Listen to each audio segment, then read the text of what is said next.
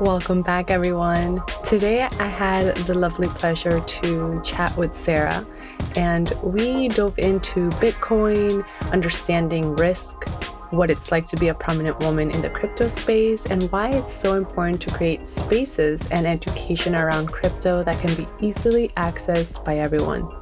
I had so much fun chatting with Sarah. I hope you enjoy this conversation as well. Sarah, welcome to Unraveling Crypto. Thank you. I'm very excited to be here and very excited for your new podcast and adventure and everything that you're up to. So, yeah, I since I thought of creating Unraveling Crypto, I was like, I have to have you on. Because when I first came into the space, you were one of the few women that I followed, and I'm like, oh my God, she's very like feminine, and I yeah. felt connected with you instantly. But before we get started, could you share with us a little bit about you and your background? Okay. Yeah. So if anyone's listening to this who does not know who I am, which I don't expect people to know who I am, but also this is such a niche industry that I feel like at this point people are like, oh yeah, Sarah, Twitter girl. Anyway,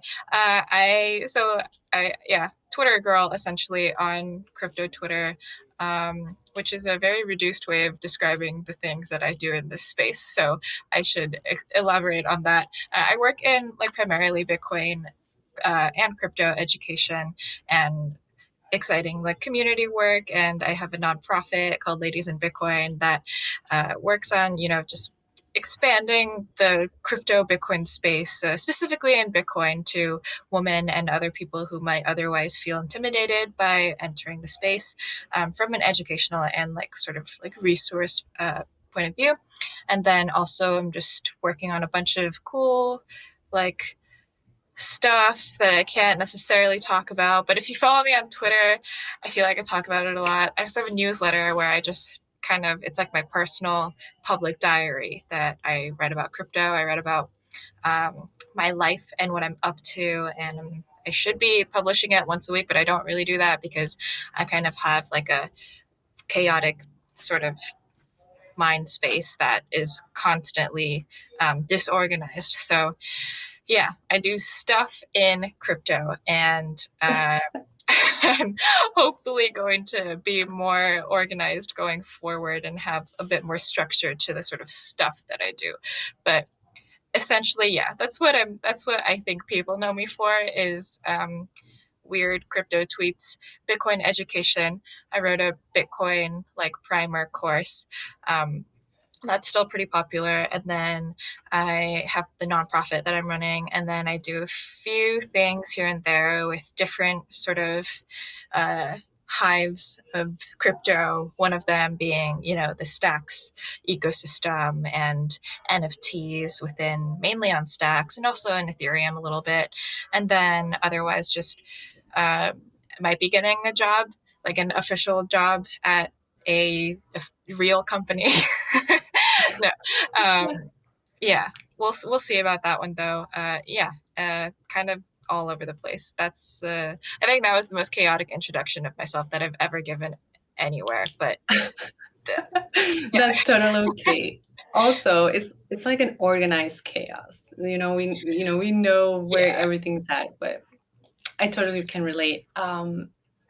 You do a lot of things in the space, and I want to share all that you are kind of embarking on and starting. But before we do, I actually typically start the sessions or the podcast episodes with a grounding practice. So I think that's why it went off a little weird. But Oh yeah, you're a wellness coach, right?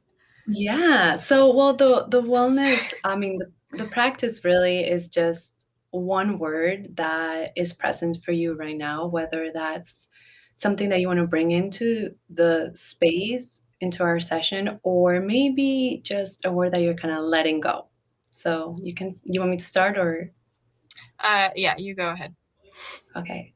Today, the word I feel is grateful, just grateful for having you here and just a lot of things in my life. That's really lovely. Um, yeah, the word that comes to mind for me is static, which I think has a few different meanings. Primarily just that it sort of evokes like static noise for me, which I feel like right now I have so much sort of cluttered in my head that it's like I'm constantly moving through static. It might be Mm. that I just got a 3D printer and it's been just buzzing in the background for the past like 3 days. Uh, but otherwise, yeah, I think I'm just like normally in sort of chaos mode, lately a little bit extra just because things are coming up, going to Austin next week for a few different conferences. And then this week I'm like doing interviews and doing this podcast and another podcast. And then I'm preparing different decks and I'm quite literally all over the place. So it's it's actually nice to just like settle down and have a conversation and talk about it to sort of verbally organize all the things that I am trying to get done. So Yeah, I yeah. think that my community would totally appreciate what you are sharing, because there's just a lot of the women that listen to the podcast just are doing many things. And when we are in ideation mode or when we are creating, it's like a wind and chaos type of energy. And it's natural, it's part of like the creation process. So, okay, what's your superpower? So, that thing that you do effortlessly or that comes to you the most natural? That's an interesting question. Um, I was actually just like talking about this with my therapist earlier today. And I think that what I'm pretty good at is reading subtext. And so it's like this telepathic sort of communication of understanding with complete strangers.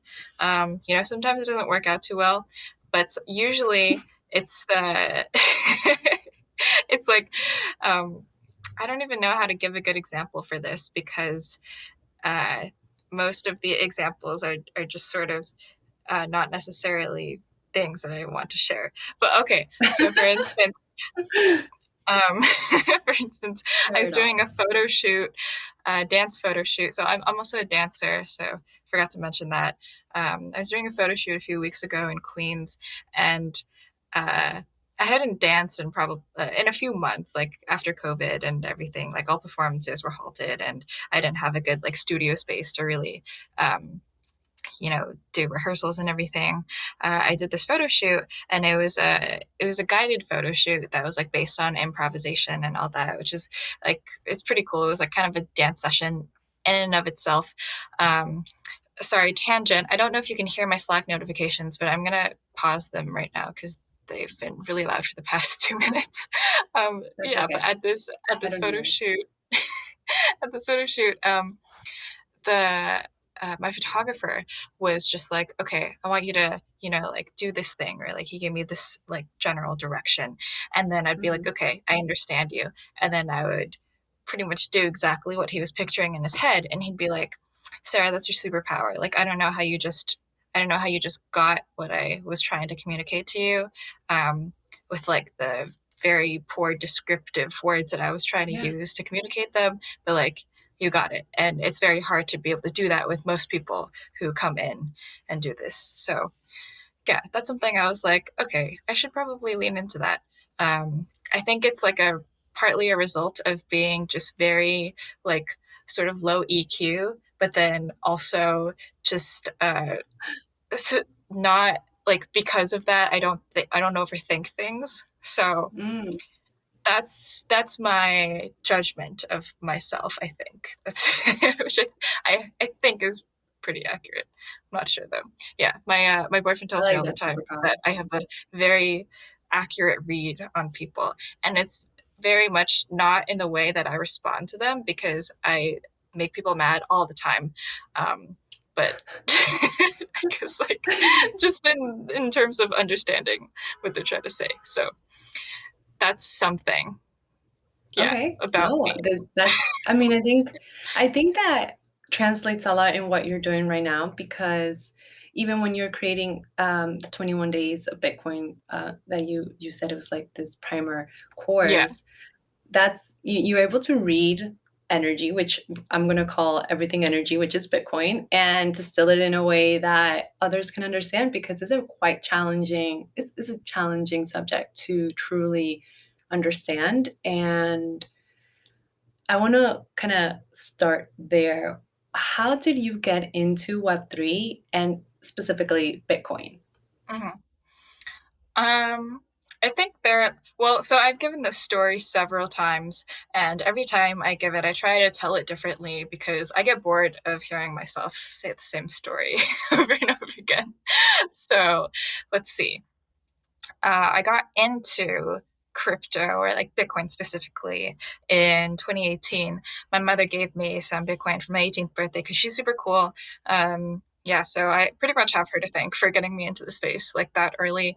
I didn't really care about it though. Like I didn't actually know that there were other cryptocurrencies. I thought it was just Bitcoin. Like I thought Bitcoin was like cryptocurrency, you know.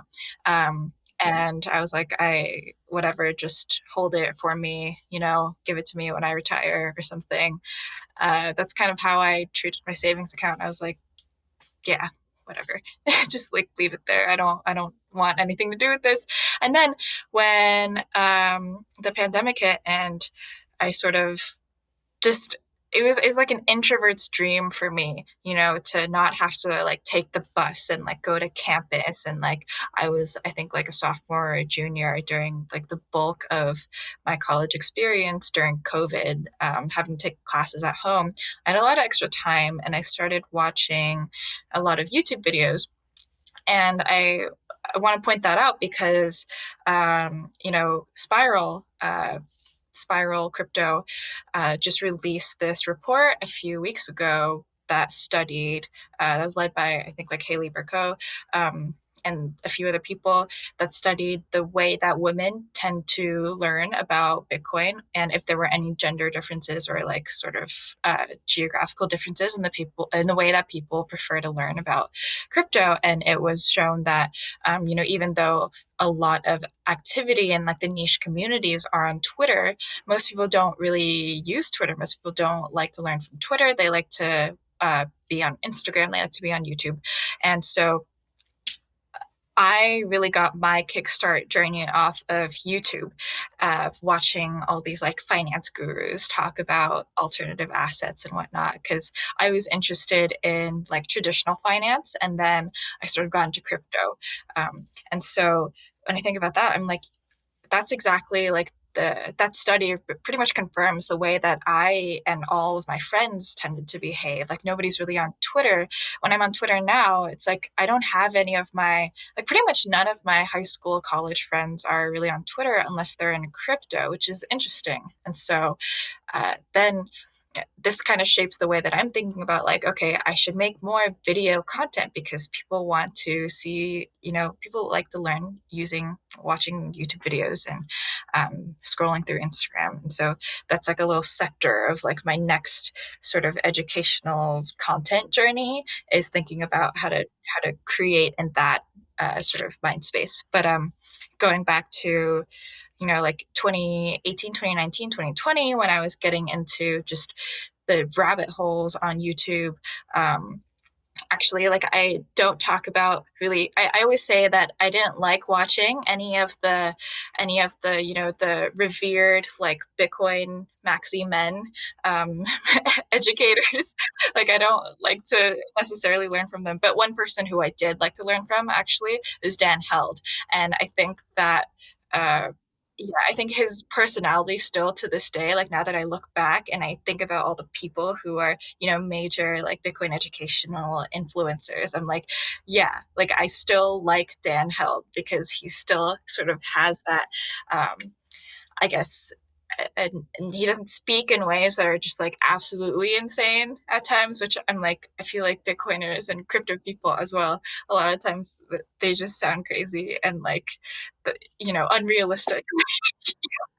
And so I was watching Dan Held, and I was following along with a bunch of people on Twitter, but like Twitter primarily for growth stocks and like Tesla and all that, and reality TV shows. And then because of the finance intersection of Twitter, the Twitter algorithm brought me to Bitcoin Twitter, which was this fascinating place in like 2019, 2020.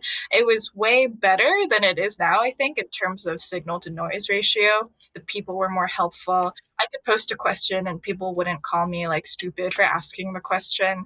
They were actually like very helpful for providing resources, and that's really where I kind of kickstarted a lot of my learnings, was from how helpful, like Bitcoin crypto Twitter was. I think now that's changed to the point where it's harder to sort of sift out the signal from the noise, and you have to know who to follow and which resources are going to guide you the best. Because I think now that there are so many like educational resources out on Bitcoin, for instance, and I've read a lot of them, and a lot of them I just like, I I don't know. I didn't. None of them really spoke to me, except for like sort of the like Dan Held's videos and some of like Jimmy Song's letters. And so when I was writing like 21 Days of Bitcoin, I was like, how do I make this just way more interesting than anything else that I've read? Because I don't want it to seem like academic at all. And so that's something that I really kept in mind. But when I'm totally getting away from the original question, which is how did you get into crypto? But that's pretty much, yeah, how I got in, and how I've learned from how I got into crypto. And yeah, that's the story. It's not like super interesting. I think everyone sort of gets in like in I some mean, your sort of mom online gave way. you. But yeah, yeah, I my mean, mom that's is super that's cool. pretty. Yeah, I was gonna say that's the one of the coolest stories I've heard, like a mom giving you crypto. Um, Yeah, and I think this is really helpful too because again, like the community listening to this they're not on Twitter, and they find Twitter really complicated because for sure. you have to be really niche and you need to know who to follow. So they would definitely appreciate this, and I know 21 Days of Bitcoin definitely supported me in learning a little bit more. I know Oh, we that's can't really great to totally hear. dive into like what Bitcoin is, but tell us why is Bitcoin important? I think well, so I was listening to like a Jack Mahler's sort of, I think, Oslo talk, and he was saying that like, the Westerners, the people who are supported by, traditional finance, like to be honest, like as someone who's in the United States right now, who knows how to, work with the system, who has a good credit score, who knows how to do the credit card game, who understands like the stock market generally pretty well. I'm in a position where like the aspects of Bitcoin that make Bitcoin interesting are not really crucial for me. And so I don't find a lot of utility out of them. But what I find cool is that because I am in such a minority like position, even in the United States where financial education is just so lacking, right? There are people around the world who actually do see utility in the interesting parts of Bitcoin, notably like the decentralization aspect and also the permissionless aspect, right? And so I think this spans across multiple cryptocurrencies, though. I wouldn't exclusively hold that benefit to Bitcoin because I think like in the nuance of recognizing that this is like we are super early and there are a lot of other very intelligent people sort of working on other cryptocurrency protocols, it's not ultimately going to just be Bitcoin as that sole winner, I think. And so for me, it's important to pay attention to what the rest of the industry is doing. But of course, Bitcoin is like that bedrock, right? It's the simplest one, I think, in my opinion, to understand, and it's the simplest one to uh, interact with if you're in crypto. And our goal right now is to just make Bitcoin more user friendly so that anyone can use it without having to be like in the know of crypto.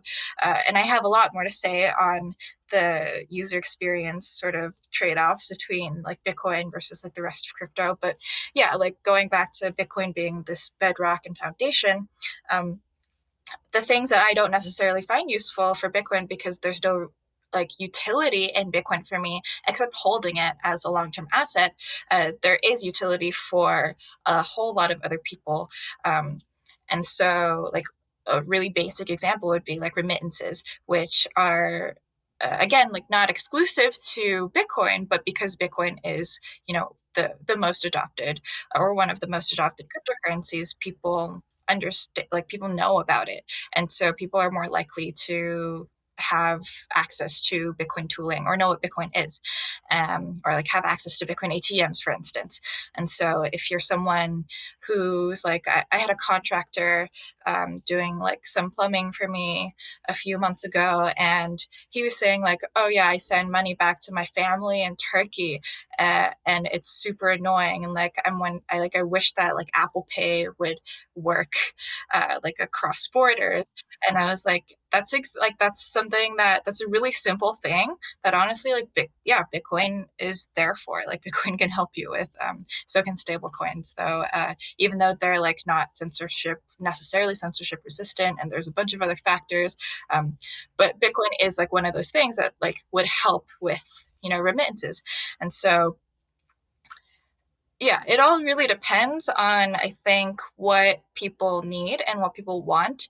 But in general, like there are a lot of benefits to utility in Bitcoin and other cryptocurrencies that people can find use out of. And what I want to do is just help people recognize that if they require some of this utility, then Bitcoin is this option. And it's a really good option because it's, you know, the most widely adopted and it's simple, and it's just like this, like, it's the cryptocurrency that you can sort of rely on more than a lot of the other ones. So, Yeah, I yeah. mean, I think this is going to be a loaded question, but for somebody that really doesn't know much about Bitcoin, what is Bitcoin really? Or like what, or maybe we can point them into like an example or direction and then they can go and be self-sourced. But for somebody that's just kind of new to it or maybe has a wallet, but they don't really understand what it is.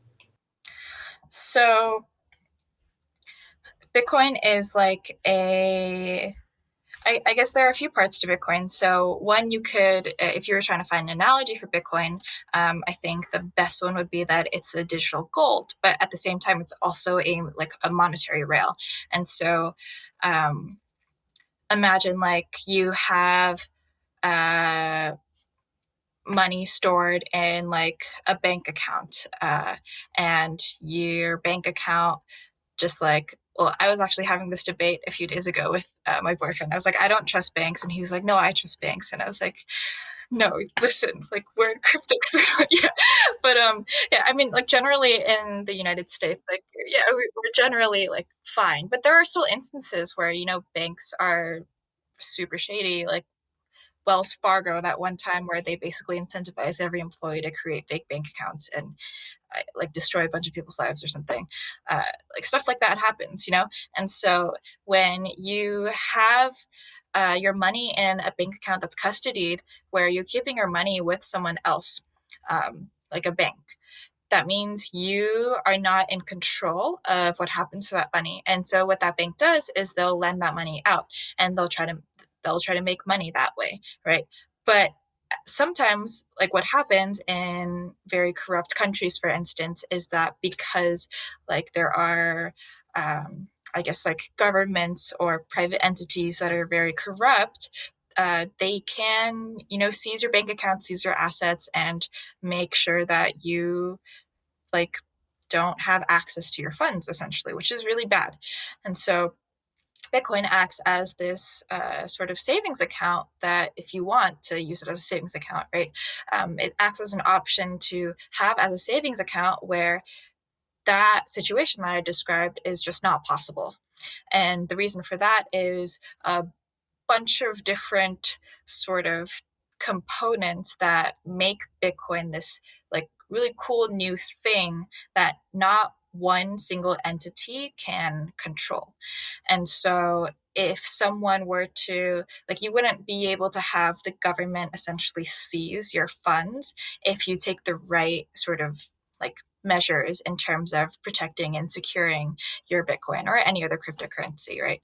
Um, and there, like, this is sort of like what I'm talking about when, in terms of, it's not necessarily always the best thing to use Bitcoin. At the same time, it's not always the best thing to use like stable coins or other cryptocurrencies, and they all have their own trade-offs. Bitcoin is just simply like the most popular, most simple to utilize and understand. Um, and it is that sort of bedrock, like digital gold, where you hold it long term. If you're going to be, if you have a short term savings account, say like 1 to 2 years, that you want to be able to use those funds, it might not be a good idea to actually keep like your savings in Bitcoin for that period of time, because Bitcoin is extremely volatile and you can expect volatile conditions, like we're in a bear market right now. And Bitcoin dropped over 50%, and it happens very often. And so at times of need, you don't necessarily know if the value of Bitcoin that you have is going to be able to cover your expenses, right? That's where things like stablecoins might be able to come in on short-term bases. And you can use stablecoins to essentially as like a 1 to 2 year sort of savings account, emergency fund. And because stablecoins are traditionally like US denominated or like gold pegged or some other currency, usually the US dollar, though, they're more stable against local national currencies. And also, you know, they're widely accepted and traded all around the world. So the drawback with that is that they're not necessarily censorship resistant, but it doesn't really matter which blockchain they're on. Like stablecoins are not necessarily censorship resistant, and that's where Bitcoin sort of comes in. Like you can, one of my bullish cases for like a global standard of Bitcoin is really Bitcoin as like an interoperable standard. So Elizabeth Stark talks about this a lot, like Bitcoin over Lightning, and like Lightning is a whole other thing that we can get into, but basically the simple way of breaking it down is like, okay, if I send, like a US dollar stable coin across like the Bitcoin blockchain, or like Lightning or something, it would be like be sent in Bitcoin, but then received in a stable coin on the other end and sent in a stable coin. And so that's what I'm hoping for, because that way, people can really use sort of multi assets on multiple blockchains, but like primarily the Bitcoin blockchain, which is the most secure decentralized one that uh, that like will likely never go down. And so, Yeah. yeah. I mean, this was really helpful. There's a few words that I want to kind of like grab and kind of explain.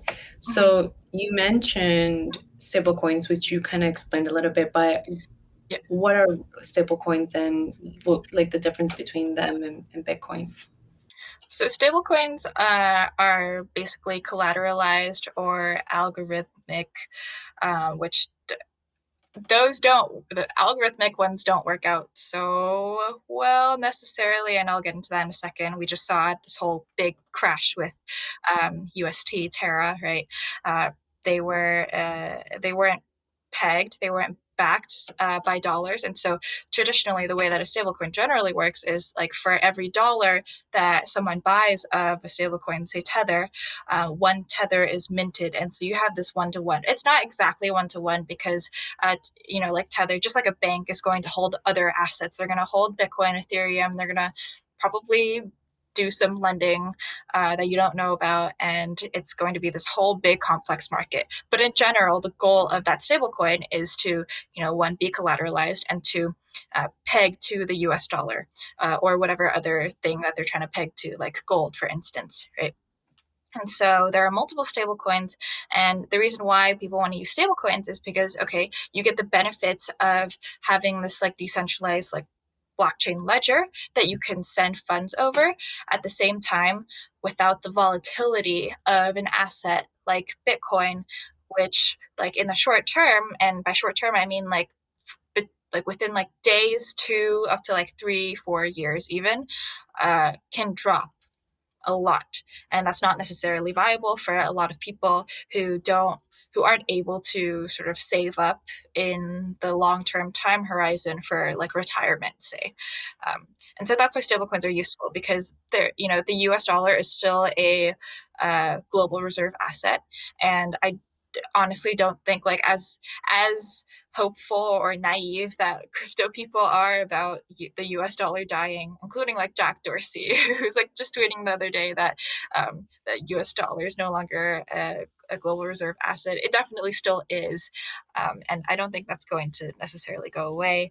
I think, if anything, what we can do with cryptocurrency, and specifically with Bitcoin and its decentralized, censorship resistant, permissionless aspects of any like blockchain network, really, is to help facilitate the I guess like the financial rails that our our money is sort of built on, creating more like financial equity in terms of onboarding people to being able to have savings accounts or being able to save up for retirement. Because otherwise, like, you're in countries where you have extremely volatile local currencies that you can't save in. You have untrustworthy banks, and centralized custodians, and you want some means of being able to store your wealth without having to physically carry like gold bars or jewelry and all that. So this is yeah, No, that there's a lot to helps. unpack, And but I mean, so in some ways, the stable coins tend to be a little bit less volatile and a little bit less risky short term. yeah, I guess it really depends. And I think right now, even, we don't have a good like stablecoin landscape. Like, if people listening are familiar with like recent crypto news, you probably heard of the Terra Luna crash. Okay, if you're not, basically there was a stable coin called UST, and that wasn't a collateralized stable coin. It was kind of collateralized with Bitcoin, which also crashed with the crypto market and usually does lead crashes, right? So the problem with that is that because they weren't collateralized with US dollars, what happened was, the way that the protocol worked was, okay, you have a coin called Luna, and then you have UST, which is the stable coin. And they were kind of like pegged to each other. And so every time that someone bought a UST, one Luna, one UST would be minted and a Luna would be burned, and then vice versa. So if someone bought a Luna, then one UST would be burned. I think that's like a basic overview of how that works. And so what happened was, you get this like potential death spiral if people start selling off UST because they're worried that it's going to depeg from $1, like it's not going to be worth $1 anymore. Then they're going to start, because they're pulling their money out of UST because they're selling, right? That means that Luna was minted. And so every time someone sold UST, Luna was minted, and then Luna became hyperinflated. And so when you hyperinflate the currency, obviously, the value of that currency goes down. And so now, like, Luna was going down. So people who are holding Luna were like, oh no, like, we have to sell our Luna. And then that's when UST started being minted. And then it was this whole mess of this like death spiral of depegging of UST and Luna crashing. And so that was a stable coin, right? UST was a stable coin that a lot of people entrusted with their life savings, because they were like, okay, this is a stable coin. It's supposed to stay at $1. I should be able to put my life savings of $500,000 in here and be okay and earn a yield on it. In crypto, a lot of times you can find arbitrage opportunities where you can earn yield on your stable coin, through a bunch of different protocols. So this one was unique just in the sense that it wasn't collateralized by USD. And so because of that, it was considered like an algorithmic stablecoin. It failed, it died, a bunch of people lost their life savings. And so I think that's going to leave a mark on the cryptocurrency landscape in general, but also especially on stablecoins. It's like, okay, how do we know which stablecoins to trust now? And the truth is that like I think entrusting your money into things like USDC, GUSD are fairly safe, but there's still that risk involved where you don't necessarily like. It's like a what if, same with Bitcoin. It's like, okay, what if Bitcoin goes to zero? Like, probably not. It probably will never do that, but you still have that risk that you're running.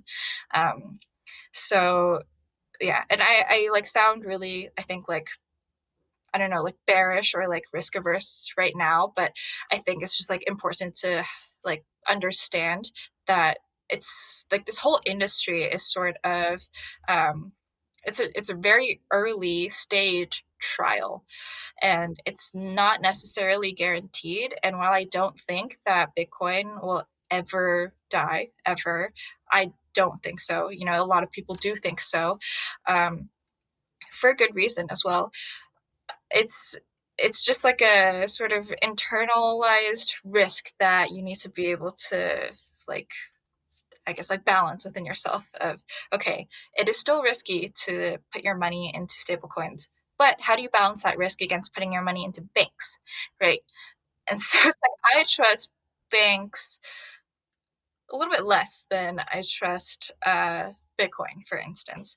So Thank you for that, because I think it's really important to be upfront. And a lot of the my friends that I talk to, they're like, I hear good things and I hear bad things, and I just don't know what I'm getting into. So I don't know how to approach, or I kind of even want to stay back and not touch any cryptocurrencies. But I think with information is important. It is a risk, and things like what we're experiencing happened, and that definitely will leave a mark.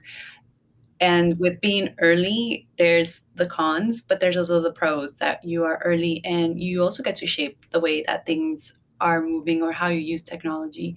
And as a consumer and a creator, I think that's really important to understand. So, another term that you said is we're in a bear market. I know most people understand that when you're in financial terms, but like it's kind of also become a very crypto lingo. And what is a bear market? yeah, so like bull market means number go up, everyone is rich.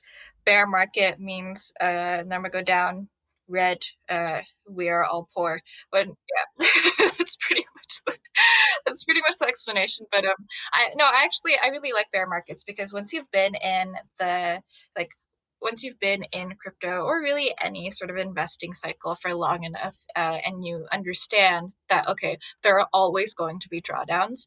At this point, like I wasn't surprised by this drawdown.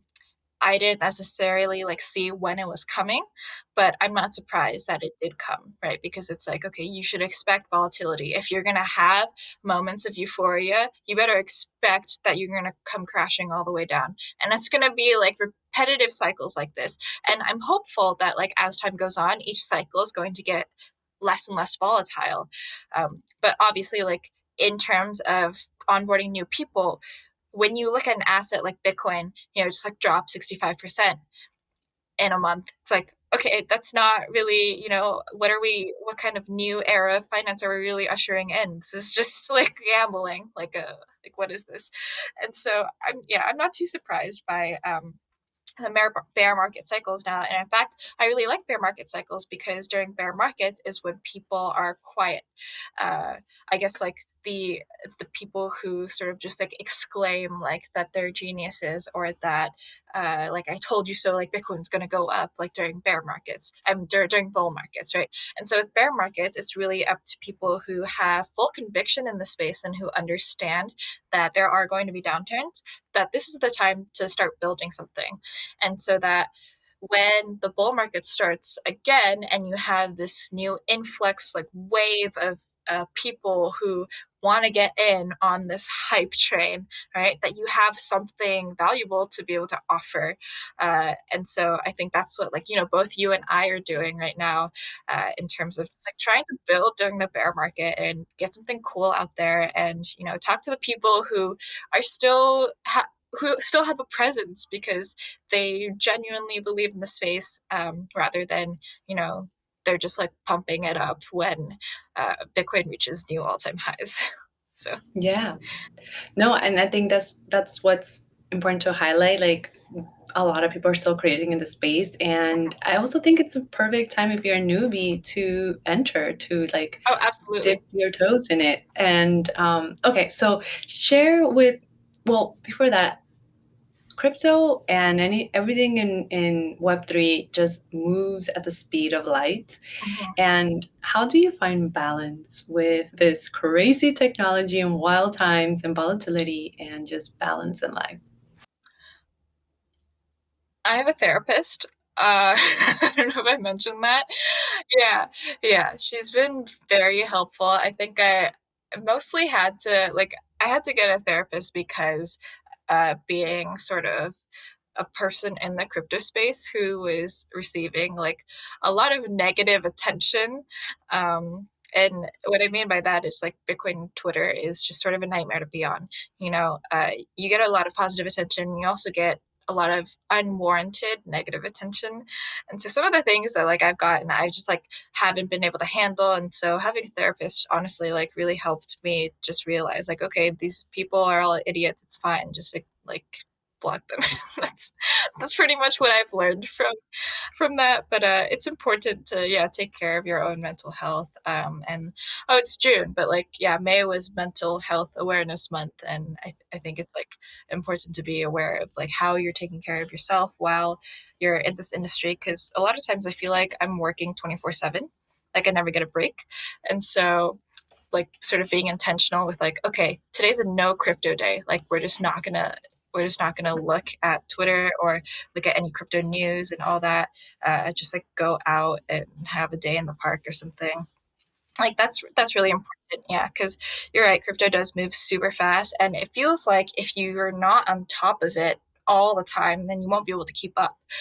But truthfully, like I think um, it's important to be able to take breaks from all of that, because you don't need to know everything that's going on in the space, especially during like I think bear markets where there's less noise going on. It's like a lot of value that you can extract from just dedicated, I guess, like learning time. So not always Yeah, on. Yeah.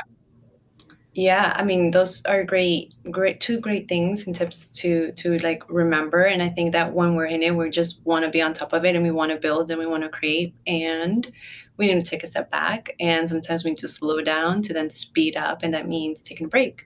So I want to touch a little bit upon what you were sharing, because you're well known in the space and you do so much for the community. And like you said, it brings positive attention and it brings negative attention. And what has been your experience in being a woman in the space? Yeah, I think that my experience as a woman in crypto is really no different than a lot of women's experiences in any other male dominated sector, especially in high tech and finance, right? um, that's just how it is, and that's just how it's going to be. And what we can do is uh, individually try, like come together and work towards uplifting each other. I think was something interesting that I've noticed that I don't think anyone has really called out is that there are a lot of women's groups in the crypto space, and obviously like I'm trying to start like not necessarily or like ladies in Bitcoin, I try every time someone calls it a community, I'm like, no, it's not a community because there are no boundaries here. Like you can learn from, you can visit the website once, you can look at an Instagram post, you can come to events, you can learn from some resource that we have, or you can just like click on the Twitter profile once and just like never engage with it again. Like I don't necessarily want there to be any boundaries around like what community means, because really it's just like permissionlessly open to whoever wants to find it useful. And so something that I've been trying to do is, obviously just go out and put more stuff out there, host more events, create more, like do more partnerships, create more resources and all that, just so that I can get more women to find like the surface area of opportunity expands essentially, right? And something that I've noticed is that when working with a lot of like women's groups in the space, people are very much about like forgetting the bottom line of like what really matters, which is helping women, and more focusing on the branding of like this is our helping women thing, like where we help women get their first NFT, but like you have to buy your NFT to like be a part of us. And like that really doesn't sit well with me, because that's not something that's like permissionless, and that's not something that's like yeah. And so it's like almost weird how you have this problem that people are trying to solve, but rather than sort of uplifting people in the way that you would sort of expect, it becomes like a competition for like the dominance of some branding, which I'm like literally not calling out any specific group, but I've definitely like I've tried to work with a bunch of groups, same with I think a lot of the groups that men run. It's yeah, it's been difficult to say the least to like work with I think everyone in the space, and not just like men. But yeah, I think all we can do is just try and lift each other up, and in ways that are genuine, rather than sort of like for a different, like I guess like capitalistic purpose, which sounds very, I don't know, like I'm all for, making a brand and name out of anything that you want to do, but I think disguising it behind the guise of trying to help like bring women into crypto with 3 Bitcoin or whatever, I'm like, really? Yeah. So yeah. So I mean, I'm glad that like, people like you are like putting out more content, and like like creating just spaces where people can come and feel comfortable and learn, rather than sort of creating, I don't know, like membership clubs, which I feel like have always been very sort of elitist and closed off and Very much. ordered. And yeah, I mean, that's I, I feel the same way, very similarly. Like there's something off for me in joining a group and having like the like buying a token on an NFT to be a part of that. Like I was thinking about how I want to build my company, my business, or my brand. And I'm like, that just doesn't fit for me. So we'll yeah. see what ends up developing from there. But I think I love your approach that you're taking, and you're very blunt, and you share what you feel, and that's so important. That's something that we definitely needed more in the space, and perhaps it's that's exactly why people sometimes are like, oh man, she's saying the truth. I don't like it, but it's the truth. Yeah. But I Yeah. appreciate that of you. Like, just want to really say that we're coming to the tail end now. We're a little over. I broke my own rule, but if I break rules, it will be my own. I want to do a lightning round series of questions to close it off, and then I have one or two more at the end. So it's just to answer it as fast or like as using few. Oh my god, I can't talk. Using the least Good. amount of words possible. Okay, cool. Let's go. So first one is, what's your favorite book? Um oh uh something, what was the name? It's about World War II. It's a historical fiction. Uh, something, I read it. Oh my god, I read it a few years ago, and I read it every few years. Something Heavenly Punishment. Okay, Something about that. we'll put in the show notes when you remember. Anyway, yeah, I really like just like historical war fiction. That's my Ooh, genre. I like that. So one piece of advice to share with the world right now. I think it would be that. Also, a piece of advice that I like to give to myself is it probably doesn't matter. That's such a good one. Your go-to drink? Cosmopolitan, if alcoholic, or wine. Usually rosé because I like the color pink.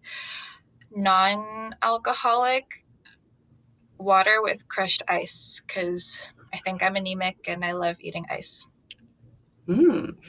One thing you can't stand. I can't stand. I think like men who try and undermine women. I hate that too. Yeah. Your favorite place on earth? My favorite place on earth is a place I've never been. Which is? I think it'll change, but Okay. that's my answer. It's a place I've never been. I like that. Inception here. So what do you love most about yourself? I think I love that I do not care too much. Yeah. Yeah. I like that. Non-attachment. So if there's one takeaway or one action step that anybody can take in getting involved in Bitcoin, what would that be? I think there are several ways that someone can get involved, depending on whether they want to dive into the community, dive into education, start buying Bitcoin. I think the first step really is just to get your first sats, get your first Bitcoin. Honestly, if anyone DM'd me and was like, how do I get my first Bitcoin? What I would do is I would send them a referral link to my OK coin, and they would get $50 of Bitcoin free if they signed up. Yeah, so I think that's Send the us most that link. lucrative way to get free Bitcoin right now. Yeah, I would just say just start out by buying Bitcoin. And I know that's first of all, it's not financial advice. But second of all, I think learning about Bitcoin is not going to really help with any conviction until you have skin in the game, and then you have experience. Yeah. Yeah. I think it's part of it. They both go hand in hand. Okay. And where can people connect with you and hang out with you? I am at Satoshi Sarah on Twitter and Instagram and pretty much every other social media. Don't have a Facebook. You can add me on LinkedIn if you want, but my LinkedIn is kind of like a parody LinkedIn. It's pretty funny though. So I've been telling people about it more. You can also email me, sarah@bitcoinladies.org. Yeah, but I think a DM on Twitter will probably get to me the fastest. And if you want to hang out with me, I'm in San Francisco. I don't really do much. I like staying home with my cat, but I've been trying to get out more often. So we'll go hang out at bars on the weekends and stuff if you're in San Francisco. Awesome. Well, Sarah, thank you so much for taking the time. I know we'll probably have another episode and dive deeper and share a little bit more about what you're doing. But I will link all of your amazingness and what you're creating in the show notes. And yeah, again, thank you. Cool. Thank you so much for having me on. I'm very excited that I got to be one of the first people on this new journey for you. And I don't know if you've made public that you're doing, the thing. Oh, I haven't yet, but we can share. I mean, I think. Okay. No, I want you to go and announce that by yourself because I'm very excited for what you're gonna be doing. So yeah, that's the alpha. Yeah, you're working on something very cool, and I'm very excited for it. And yeah, I hope to have this conversation again soon. And for sure. Yeah. Is there anything else that you want to share or say too? Or we're yes, I'm going to end it with a confusing quote. Okay. Life is a conundrum of esoterica. Thank you, Sarah.